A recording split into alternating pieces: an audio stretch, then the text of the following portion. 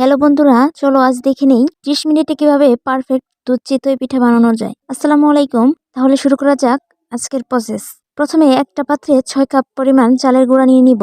এগুলো কিন্তু আমি শুকনো চালের গুঁড়া ব্যবহার করিনি, এটা কিন্তু ভিজা চালের গুঁড়া।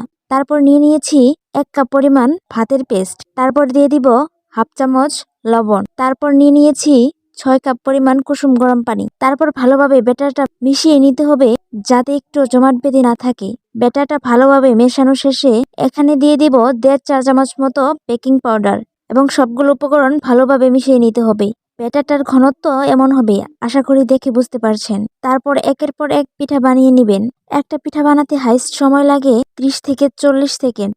দেখুন পিঠাগুলো কতটা পারফেক্ট হয়েছে। এখন শুধু দুধের মধ্যে ভিজালেই হয়ে গেল পারফেক্ট দুধ চিতই। খেতেও কিন্তু বেশ মজা হয়েছিল। ভিডিওটা শেষ পর্যন্ত দেখার জন্য ধন্যবাদ। আমি যেহেতু নতুন, ভুল ত্রুটি ক্ষমার চোখে দেখবেন।